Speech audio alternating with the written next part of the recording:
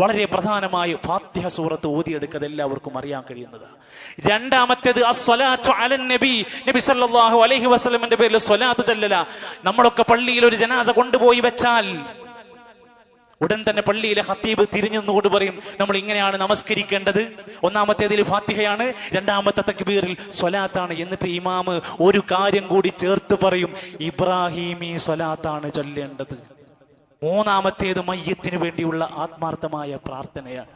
അല്ലാഹുമ്മ ഗ്ഫിർ ലഹു വറഹ്മഹു വആഫിഹി വഅഫു അൻഹു വഅക്രിം നുസ്ലഹു വവസ്സിഅ മദ്ഖലഹു വഗ്സിൽഹു ബിൽമാഇ വസ്സൽജി വൽബറദ് തുടങ്ങിയ ഒരൽപ്പം ദീർഘമായ പ്രാർത്ഥന. അല്ലാഹുവേ ഈ മയ്യിത്തിന് പുറത്തു കൊടുക്കണേ, അല്ലാഹുവേ ഈ മയ്യിത്തിനോട് കരുണ കാണിക്കണേ, അല്ലാഹുവേ ഈ മയ്യിത്തിന്റെ എല്ലാ സകല പാപങ്ങളും വൃത്തിയാക്കി ശുദ്ധീകരിച്ചു കൊടുക്കണേ, ഇദ്ദേഹത്തിന് ഈ നാട്ടിൽ ജീവിച്ചതിനേക്കാൾ നല്ല അയൽവാസികളെ കൊടുക്കണേ, നല്ല ഇണകളെ കൊടുക്കണേ, വഅഇദുഹു മിൻ അദാബിൽ ഖബരി വമിൻ അദാബിൻ നാർ, നരകത്തിന്റെയും ഖബറിന്റെയും അദാബിൽ നിന്ന് രക്ഷപ്പെടുത്തണേ.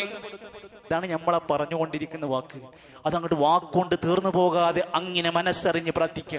അല്ലാഹുമ്മ ഗ്ഫിർ ലിഹയ്യിനാ വമയ്യിതിനാ വശാഹിദിനാ വഗായിബിനാ വകബീരിനാ വസഗീരിനാ വദകരിനാ വഉൻസാനാ.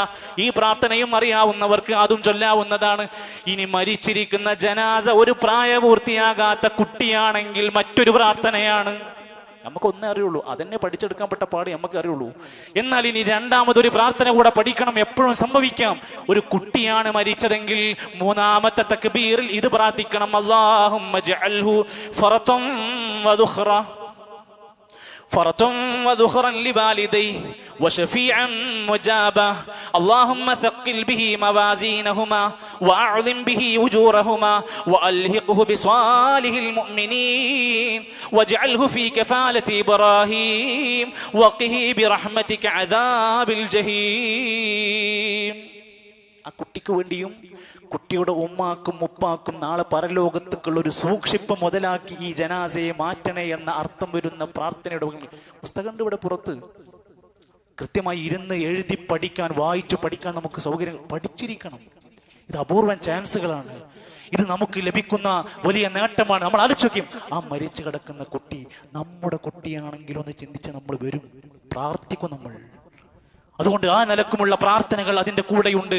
നാലാമത്തെ തക്ബീറിൽ അല്പസമയം നിശബ്ദമായാലും മതി. അല്ല ഇനി പറ്റുമെങ്കിൽ ഇങ്ങനെയും പ്രാർത്ഥിക്കാം, അല്ലാഹുമ്മ ലാ തഹ്രിംനാ അജ്റ വലാ തുദില്ലനാ ബഅദ, അല്ലെങ്കിൽ റബ്ബനാ ആതിനാ ഫിദ്ദുനിയ ഹസന അടക്കമുള്ള പ്രാർത്ഥനകൾ റിപ്പോർട്ടുകളിൽ വന്നിട്ടുണ്ട്. അത് ഉപയോഗപ്പെടുത്തുക, സലാം വീട്ടുക.